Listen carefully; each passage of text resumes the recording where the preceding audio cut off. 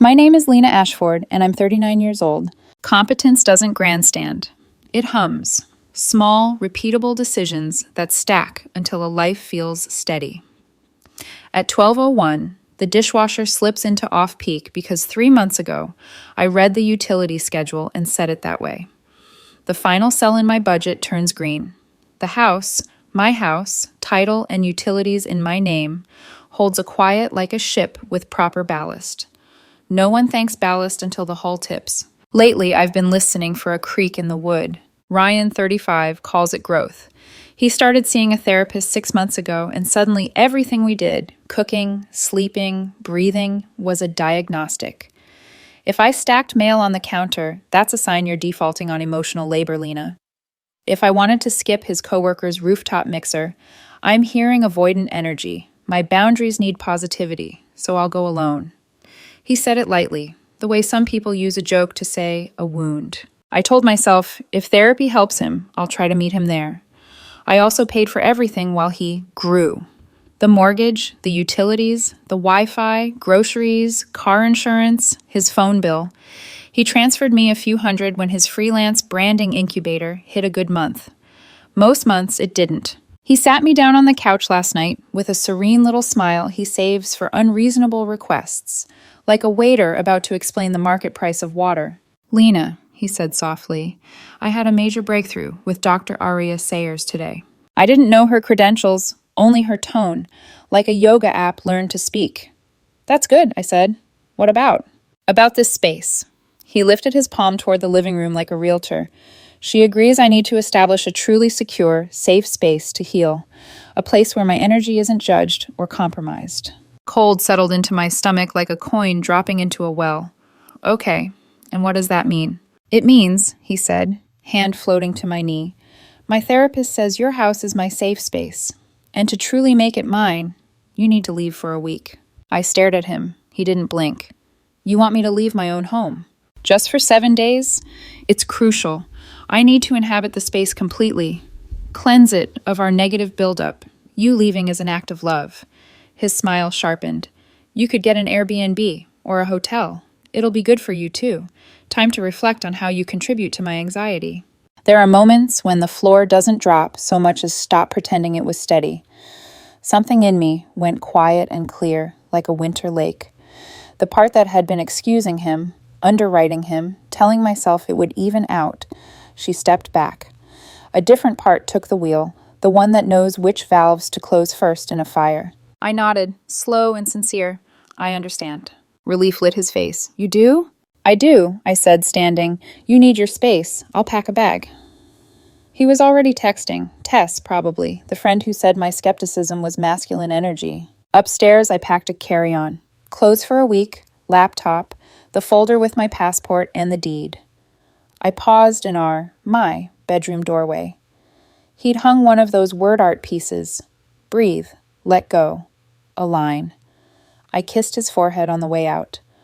All yours, I said. Do your energetic cleansing. I'll see you in a week. This is going to be so healing, he chirped. I drove 20 minutes to an extended stay hotel, checked in, connected to Wi-Fi, ordered a club sandwich. Then I did 3 things in a sequence that looked, on paper, like overkill, and in my chest, like oxygen. First, the gas company. Automated system. I reported a strong smell of rotten eggs near the furnace. They scheduled an immediate emergency shutoff. Law requires it. Second, the water. I'm the homeowner. Emergency shutoff. Major internal pipe burst. Kill the main. I'll handle the plumber. Third, the electric. I logged into my account. Vacation shutoff for maintenance. 1 hour from now. None of it was illegal. All of it was prudent, if what he said was true, that he needed to inhabit this space completely. I was giving him a week of exactly that. Him, the house, and the consequences of believing a place loves you more than the person who keeps it standing. I put my phone on Do Not Disturb and ate my sandwich. 3 hours later, the notifications lit the lock screen like a storm front. Ryan. Hey, the power just went out. Did you forget to pay the bill? Ryan. Seriously, it's pitch black and the heat clicked off. It's freezing. Ryan. Water isn't working either? Can't flush. What is going on? Ryan. Lena, this isn't funny. Call me. I watch the messages stack. There's a tone people use when they think your love is a utility, invisible and always on until it isn't. I let the screen go dark, then tapped out one reply. Me. Wow, that's wild. Must be a big neighborhood outage. Glad I'm at the hotel. Turning my phone off to reflect. Like you suggested, have a great week. Then I blocked his number. Morning came bright and nervous. I unblocked him for a moment just to take the temperature of the storm. The logs were a ruin of timestamps and voicemails. Around 3:12 a.m., I'm at Tess's. You're a monster. My lawyer will be calling you. By 8:07, an unknown number. I let it roll to voicemail. Then, Ms. Ashford, this is Officer Darden. We've received a wellness check request from a Mr. Ryan Calder. He claims you've created an unsafe living situation and locked him out of his home. Please call me back. The sheer audacity tried to rattle me. It didn't land. I called him back immediately. Officer Darden, Lena Ashford, I just got your message. Is everything okay? A pause. Street noise. Ma'am, I'm here at your residence with Mr. Calder. He says you turned off utilities to punish him and he can't get inside. He's at the house? I said, equal parts incredulous and tired. Officer, I left yesterday because of a critical safety issue. The gas company red-tagged the furnace. There was a leak. Then my electrician said the main breaker box was sparking. Fire hazard. They shut off power. The house is unsafe until crews finish repairs. I could hear him angling his body away from the phone, relaying it. A muffled reply, Ryan's voice, came back thready. She's lying. She's controlling. My therapist said she'd do this. Respectfully, I said, keeping my voice low and precise. This isn't a domestic dispute. It's a property matter. I am the sole owner. Mr. Calder is a guest who refused to leave when I told him the house was unsafe. I have the utility work orders. I can email them to you. Another pause, a tired exhale. Ma'am, I can't force someone into a house the owner says is unsafe. This sounds civil. Thank you, officer. My throat was dry only after I hung up. There are windows in every storm, small and glassy, easy to miss until they're gone. I had one. I booked a 24/7 emergency pack and move for that afternoon. Triple rate. Worth it. While the dispatcher took details, I made a second call to a locksmith and a third to a security company for same-day installation. By 4 o'clock, I was back in my house with a foreman, carrying a clipboard and breath fogging in the cold. Master bedroom, I said. Left side of the closet and the white dresser, everything. The spare office room, everything. Bathroom cabinets, everything. Label them Ryan. They packed with the brisk compassion of people who've seen worse. I stood among boxes and watched the shape of my life change, not by screaming or slamming doors, but by tape pulling from a gun. Slick, final. The locksmith changed the deadbolts. The security tech mounted a discreet camera with a pleasant neutrality. By dusk, the house hummed again. Heat on, lights steady, water spitting, then running clean. Amazing how quickly emergency repairs resolve when the adult in the room signs the orders. I sat at the kitchen island and drafted a message I had already written in my head the moment he said my house was his safe space. Me, Ryan. The police contacted me. I'm glad you're safe at Tess's. The crews came today and uncovered extensive hazards. It's a long-term project. The house is unlivable. I've had all of your things professionally packed and moved to a climate-controlled storage unit. Here is the address, unit number, and keypad code. I've paid the first month. This relationship is over. You attempted to evict me from my own home using therapy language as a weapon. You involved the police with false claims. You are no longer welcome on my property. Any attempt to enter will be treated as trespass. Goodbye. I hit send. Then I blocked him again. Then I blocked Tess. Somewhere across town, I imagined a serene voice saying, release, allow, surrender, and a man letting the words carry him over a cliff, expecting someone else to build the net on the way down. The real war, I suspected, hadn't even started. The silence after a storm is never peace. It's reconnaissance. I kept expecting the next strike.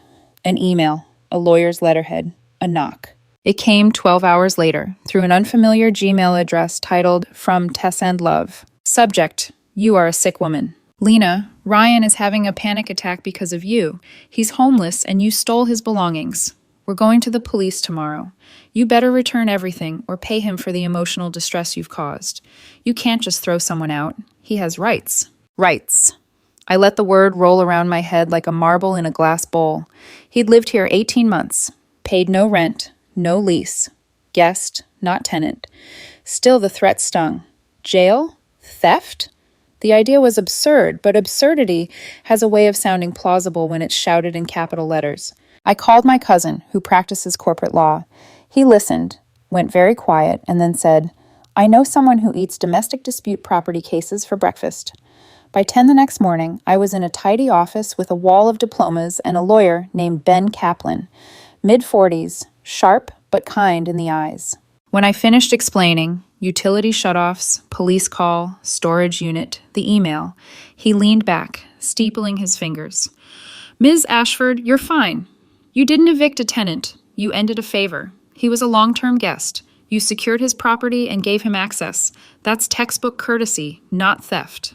The relief hit like oxygen after being underwater too long. Ben drafted a response letter that was part velvet, part razor. Our client, Ms. Lena Ashford, has terminated her personal relationship with Mr. Ryan Calder. His guest status in her privately owned residence is revoked. All personal property belonging to Mr. Calder has been professionally relocated to a storage facility. Address, unit number, key code enclosed. Any contact with Ms. Ashford or attempts to re-enter her property will be deemed harassment and trespassing. We have retained copies of text messages wherein Mr. Calder demanded that Ms. Ashford vacate her own home, evidence of bad faith intent to seize control of said property. Ben smiled when he read it aloud. This should calm the noise. It didn't, at least not immediately. That night I received another email, this time from Ryan himself. The tone shifted from threat to plea. "Lena, please. I can't afford that storage unit. I can't find my green ceramic tray, the one my aunt gave me." "Did you throw it out? I need money. You can't just cut me off. Dr. Arya says this is financial abuse." Financial abuse. He'd picked up a new phrase from his emotional buffet. Dr. Arya, his therapist. I still hadn't looked her up. I didn't want to confirm what my instincts already whispered. But that ceramic tray, I knew it. Lopsided, the color of algae, cluttered with quartz and amethyst for energy. Something about it tugged at me. I went upstairs to the bedroom, now scrubbed clean of his belongings, and checked behind the nightstand. There it was, the tray, and beneath it, folded once, a small receipt. A purchase from 3 weeks ago. A women's perfume, a brand I didn't wear, a brand expensive enough to sting. The week he'd asked me to leave. I sat on the edge of the bed, receipt in hand, and felt the logic snap into place. The safe space. The week alone. The cleansing of negative energy. He wasn't planning solitude, he was planning replacement. I opened my laptop and looked up Dr. Arya Sayers. Her website was a pastel ocean of self-actualization slogans. Certified spiritual counselor. Trauma-informed healing for conscious relationships. Inquire for private sessions. Nowhere did the site list a psychology license, an LCSW, or any credential beyond an online certificate program. And buried in her About section was a photo, one I'd seen once before on Ryan's phone background 2 years ago. Arya was his ex-girlfriend. I stared at the screen until the cursor blinked itself into a metronome. Then I wrote an email. Subject, invoice question, and a lost item. Hello, Dr. Sayers. I've been covering your invoices for Ryan Calder's sessions, and I believe there's been a misunderstanding. Your counseling appears to have crossed from therapy into encouraging a client to remove his partner from her own home. Also, Ryan left behind a receipt for perfume and a green ceramic tray. I have both, along with footage from my new security cameras. My attorney, Ben Kaplan, is interested in ensuring this situation is resolved quickly and privately. I trust you'll handle it. Best. Lena Ashford. I attached a crisp photo of the tray and receipt. Clicked send. Closed the laptop. I didn't expect an answer. I was wrong. 2 days later, my lawyer called. "Lena," Ben said, voice low with amusement, "you're not going to believe this. I just got a call, not from Ryan's lawyer, but from one representing a Ms. Arya Sayers." My pulse tightened. And? She'd like to resolve things amicably. Her client is concerned about Ryan's emotional instability and wants to minimize conflict. She's offering to pay the storage unit for a full year and send you $5,000 for your trouble. in exchange for an NDA regarding her and her practice. I sat very still. It wasn't generosity, it was damage control. The perfume, the week alone, the ex-therapist, every thread pointed the same way. She wasn't healing him. She was hiding with him. I exhaled. Tell her I'm not interested in her money. Ben's tone sharpened. What do you want instead? Leverage, I said. A letter. Ben leaned forward. A letter? Yes, I said. A notarized statement from Ryan. It needs to include 3 things. He opened his notebook. I listed them slowly, each word deliberate, each sentence another nail in the coffin of chaos. 1. That he was never a tenant and paid no rent. 2. That his demand for me to vacate my own home was based on personal advice he now recognizes as inappropriate. 3. That he relinquishes any and all future claims to my property. Ben looked up, almost impressed. You want her, Aria, to make him sign it. She's the one who dragged him into this, I said. She can drag him back out. He smiled thinly. That's surgical, Lena. You're having her buy your immunity from him. He picked up his phone. I'll send the counteroffer. I imagined the message landing in some attorney's inbox, the words notarized letter glowing like an emergency flare in the polite dark of legal correspondence. Then nothing for 3 days. I didn't sleep well. The house, though finally quiet, felt hollow, as if the walls were waiting for something to happen. Every creak made me think of his key, no longer working, but muscle memory is slow to catch up to new locks. I checked the cameras twice a night. The footage showed only wind-blown leaves and a stray cat that liked to sun itself on the porch railing. On the 4th day, a package arrived. FedEx. Overnight. Inside, an envelope thick with legal paper and the smell of printer toner. At the top, the notary stamp.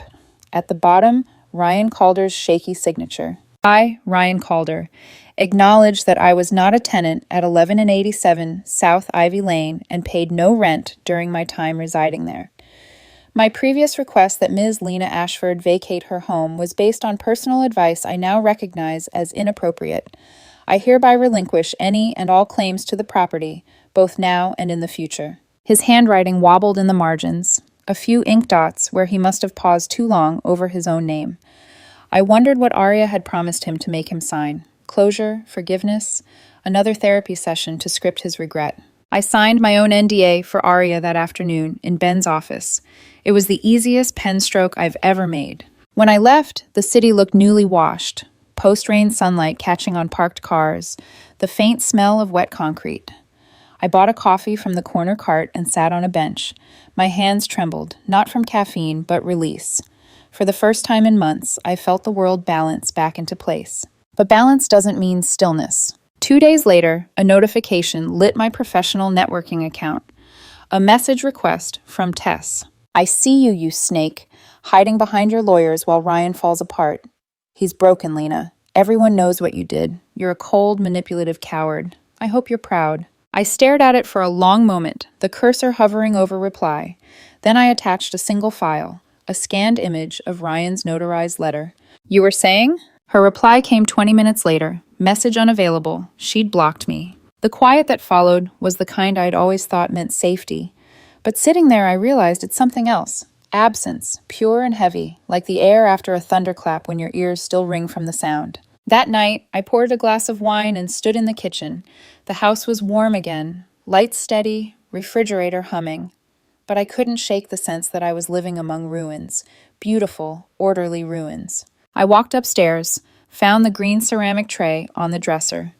The perfume receipt was still folded inside. I took them both to the backyard, lit a match, and watched the flame crawl over the paper, then lick the rim of the tray until the glaze cracked and flaked.